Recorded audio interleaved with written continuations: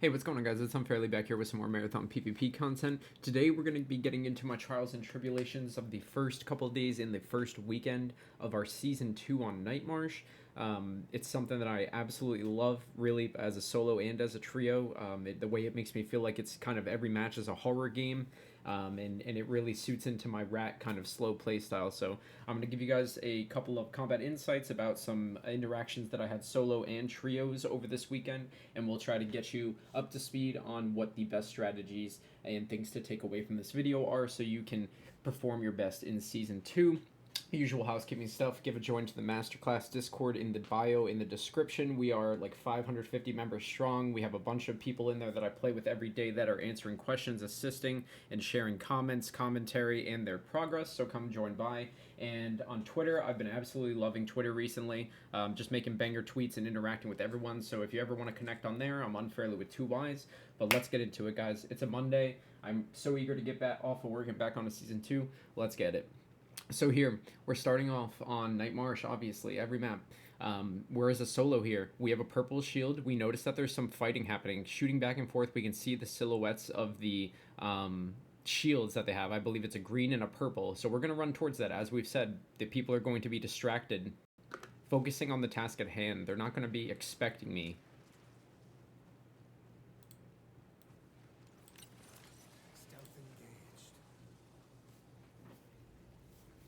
So we're going to go invisible. We'll come up to it real slow like just because I noticed that the shooting has stopped. So now we can reasonably assume that the other person, not knowing that I'm here, whoever won the fight is going to be looting. And we can hear them taking shields, looting, and we finally spot them. We take some good shots. I recognize that he's a purple shield, and so I'm going to play a little bit slower, play a little bit back, take one shield, try to finish him off, knowing that I did good damage, but this is where it gets sketchy, and these are things that you're going to see all the time, guys. You are going to get into a fight, and you see him there. We're going to kind of see where he is, and then he disappears. Where do we reasonably expect him?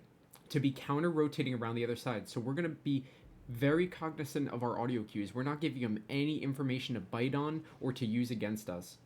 Moving very slowly. This is the sketchy part where the fight is, you know where everything is and you know what the flow is, and then immediately, like that, you have no idea where this person is. This fight is back to step one.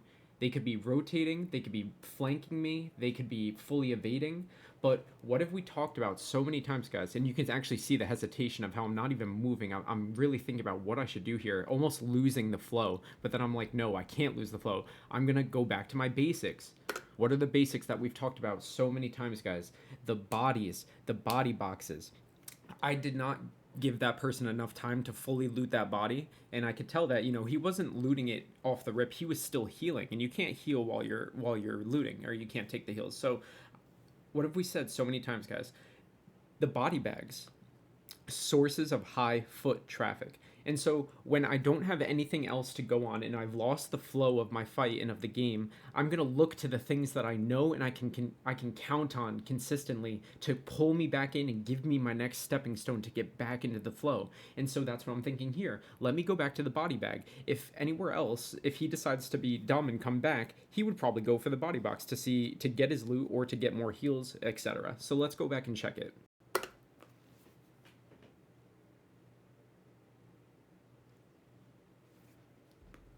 Again, guys, playing so slow. We have no idea if this person's just sitting in a corner waiting for us. We don't know if they knew where we went.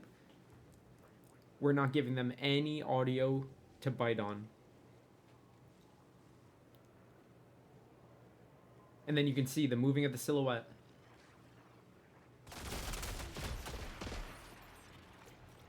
Again, playing this super slow. I know that this is a decent player, so we're going to take a little bit of heals, give ourselves the space to make a decision with our ability.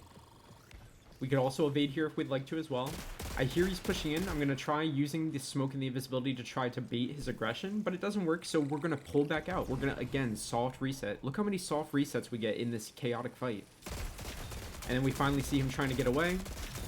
And our patience, our poise, he was kind of panicking, moving around, running away, but I was in the zone. My ears were picking up every milledecibel of sound, and I'm standing there, not moving, not giving him any visuals, no audios, and I'm sitting there aimed in on where I last saw him. He ends up healing. I can see the shimmer of his shield, and it perfectly gives him a way for me to finally finish that drawn out fight. And also, I just want to point out, what do? I don't go right for his body to go and grab that purple shield and put it on my ass. I go into a corner, look at the body, look at the surroundings, heal, listen. I'm not going to have what I just did to that person happen to me. I ran up on the fight while he was distracted and took advantage of his distraction. I'm not going to let someone take advantage of me while I'm distracted. I'm not going to make the same mistake I just took advantage of someone else making. So here again, Night Marsh, we are in a trio now. We believe that there is some fighting in Algae, and you'll see we kind of realize that there's shots right behind us in Greenhouse. So even just kind of not making like the I guess the point to say, okay, we're aggressive guerrillas, we're just gonna push everyone. We realize in the moment, without even saying it to each other, that God forbid if these shots start popping off and both teams hear us, we're sandwiched. We're the ice cream and the ice cream sandwich. Cookie and Algae, and we're the sandwich. So what do? Your options when you're pinched like that and you actually have a second to make a decision, you either have to leave, go out one way wherever the ice cream or the cookies are. You can, if the cookie's here and a cookie's at Algae, we can go into the middle, or we can go kind of back of Greenhouse or into intersection. But the other option, the more aggressive option, which of course we're looking to take as a trio with full shields and no damage taken, we're gonna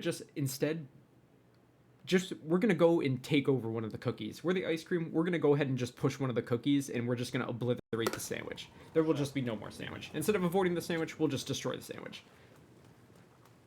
And as we talked about so many times, guys, whenever you're trying to get instant information on a fight or an unknown situation, height.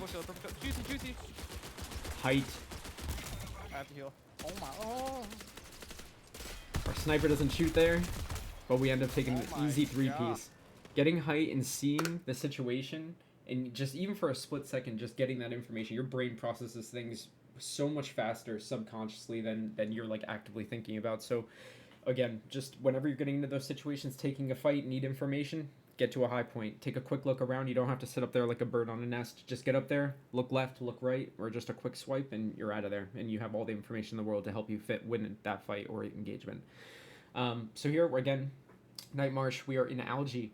This is going to be a similar situation in a later clip as well, but we have a team that is inside the top floor of Algae. We are kind of trying to surround them, but this is with the dark in all these rooms and doors and kind of choke points. It's a very hard thing to kind of rush in overpower these people traditionally. So it's going to be a long drawn out kind of fight where we have to look for a pick, we have to look for an advantage, or we have to create an advantage. We have to wait for one of the enemies to mess up so we can take one down or get big damage and then overwhelm them finally out of this strong holding spot. So as you can see, we're going to be kind of looking into the angles. We really don't, even with the lights, it doesn't shine too far into there.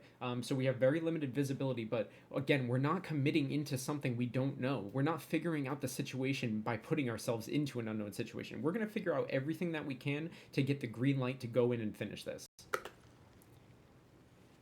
So we're keeping our distance, keeping our cover, head peeking behind these, making sure that grenades aren't going to be the biggest factor. They're not going to turn the fight easy. You can see that we have one of our teammates on top and at the back watching their escape route, so they are completely trapped. But even though they're completely trapped, it's still essentially a bad choice for us to rush in and try to take them out. So you can see, I'm kind of trying to peek in, see what I can get, but I'm not committing. I'm always rushing back out. My first choice is always rushing back out and healing. Here's the perfect timing. That's why this works. I go in, I get a little bit of damage, and then I run away. I never had the intention to go in there and kill this person. It was extremely just a distraction. It was kind of just like an awareness check. If I could get one down, that means that they weren't aware and then we can rush in. But the fact that they were aware and gave shots back means that they're aware. And so I do the damage, I make the little distraction. He kind of tries to chase me as I run out, and my teammate is there, meets him with shots, but also takes a huge amount of damage. So taking that huge amount of damage, the enemy teammate is probably letting his teammates know that, hey, we have kind of a green light to make some sort of aggressive push or start looking for some more shots. But here's where the timing comes in. As soon as I came out here, knowing that I didn't go in there intending to kill this person, I came out here to heal and get ready to go back in immediately. My teammate getting beamed here distracts this person, and so I'm going to take that as the green light to re-engage them while they think they have someone damaged and present them with a fully healed, dangerous player. And I'm even going to go the extra step to, while I'm aggressive, turn off my flashlight and make it even that much more hard to spot my intentions or what I'm doing. And you'll see how I can use that darkness and those enemy players healing in the shimmer of their different colored shields to feel where they are without exposing myself with the flashlight. I gotta jump out. Flashlight off, we get the shimmer. One dead, instantly taking him down so that we clearly have the advantage. Our teammates can go ahead and heal, but his teammate decides to kind of panic and pushes us to try to even out that disadvantage that they took. And now with the 3v1, we're just gonna rush it and go ahead and take all of them out. And so again, that could have dragged out for ages, but waiting and playing for that pick or that advantage so you can go ahead and green light the overwhelming kind of swarm brain dead push. That's what you need. That's where you need to be play slow and take the time. Anytime else you can just rush in and gorilla people, but you need to get the key to open that door to do it. So here, another Dire Marsh Night, of course. Very early game. We know what the spawn points are. We spawn behind AI, kind of in the corner between like AI and complex. So we didn't go into complex knowing that we kind of probably took up that spawn there. We're going to know that the nearest other spawn is going to be somewhere around AI. But what are we going to do? We're not going to run just straight in with heavy footsteps and ground level visuals. I'm going to go ahead while my teammates are kind of messing around with, I guess, loot or AIs. I'm going to go ahead and check ahead and take the height position. I'm going to take the height way, just so, again, it's not somewhere that a person is looking off the rip. People's eyes are they're kind of eye level looking around at the horizon, seeing what threats are on their level. They're not looking up very often. And so this is a perfect chance for me to either get information or get a first free kind of shot and open up the fight for us.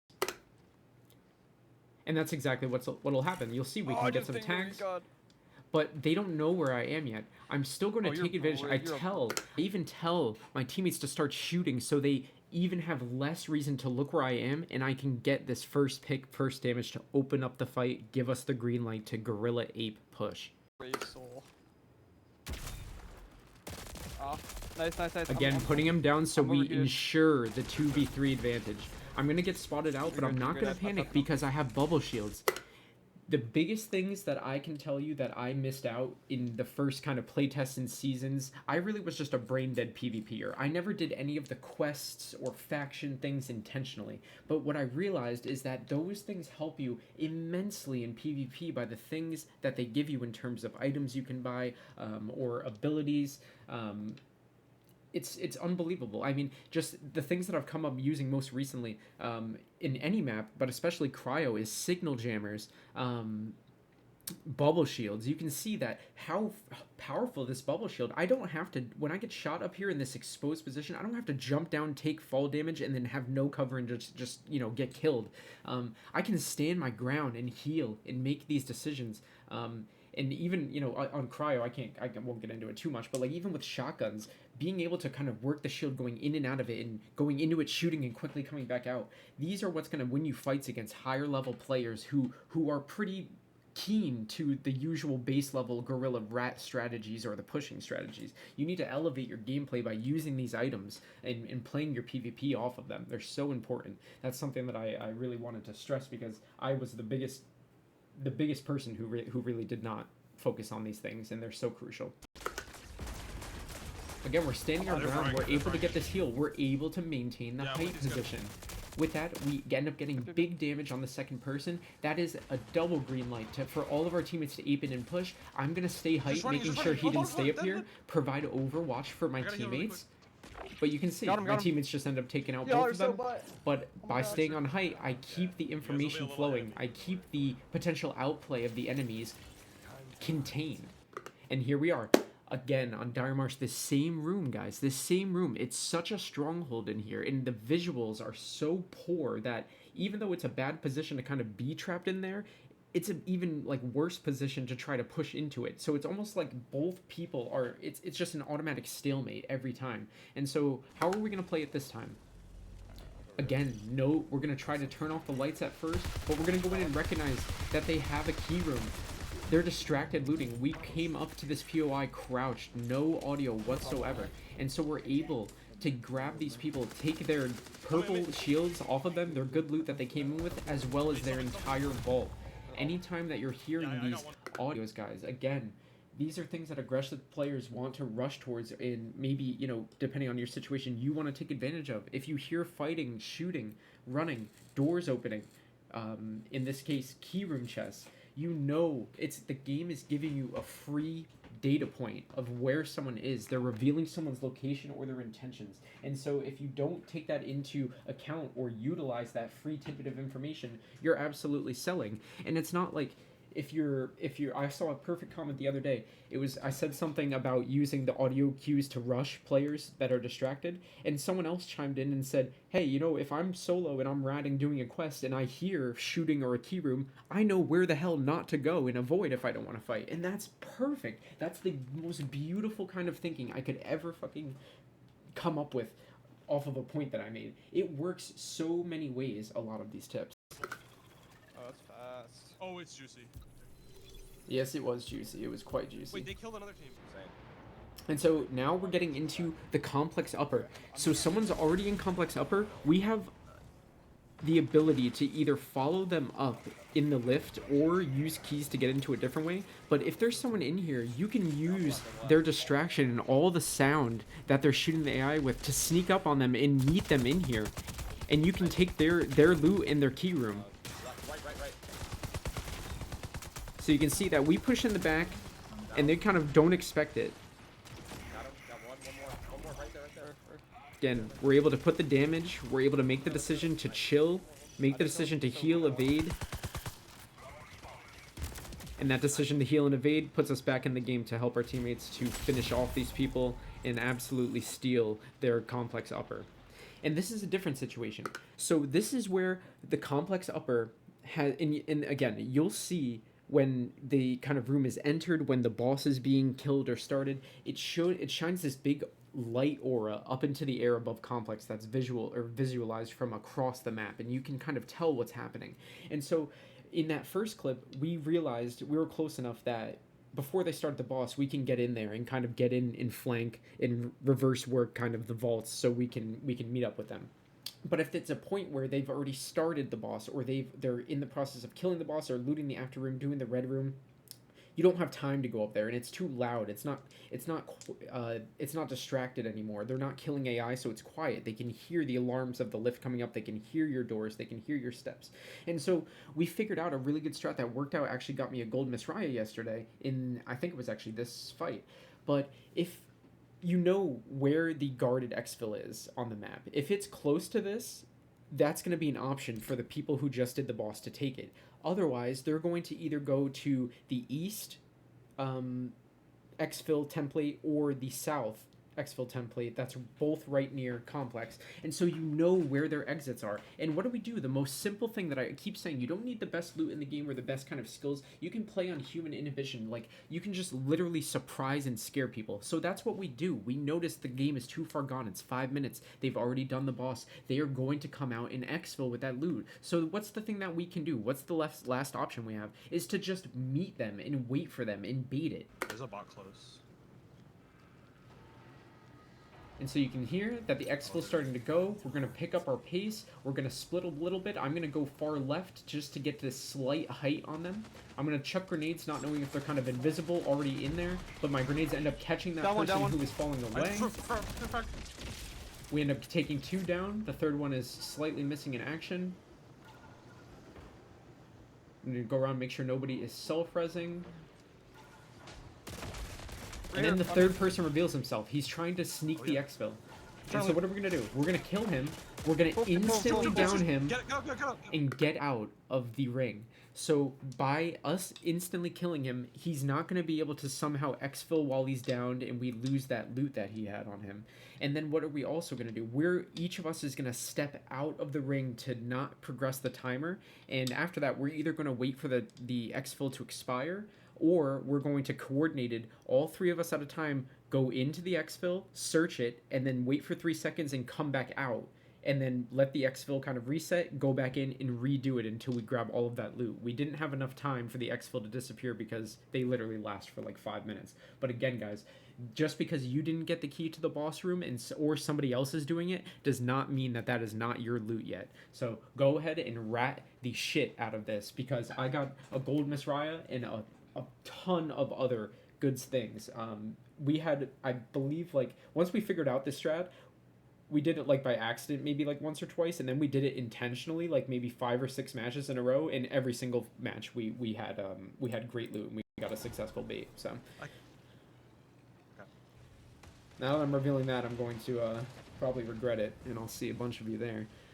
Here's just another one. We're pushing into field maintenance. Again, assassin, a big reason I use it, just to be invisible going past all of the AI. You're kind of, the AI, when people leave them, it kind of leaves a audio alarm. So you know if an enemy comes past the AI, they're going to shoot and alert you. And so being able to kind of pass that first line of defense invisible is crucial to starting these fights. And you can see, I get in there, they spot me. But what I'm going to do, I'm going to use the bubble shield again, use my invisibility to be able to make the decisions. One of the big three, we're going to heal, ability, or evade. We're going to heal, and then we'll get right back into the fight. We'll take one down. We're going to instantly go back behind cover. Instantly snipe the second one. I don't know where that third one was crouching, or maybe he self-res, but he was right there. But again, guys, look at this. After the first shot, instantly back behind cover, reset. Look at where the crosshair is. While you're resetting, you're putting your crosshair where the next target is going to be before you repeak. It is literally just pre-aiming them. And that's one of the million little things that you can do in those soft little resets where you duck back behind cover. You get your aimer right, you get your heals right, or you get your abilities right, or you decide to get the hell out of there. You make one of the big million decisions at this point. And look at this. Now my teammates know how great the height entrance into AI is, so they all are coming with me. And what happens? We get information. We get good footsteps. I'm not very eager to jump off of the height, really.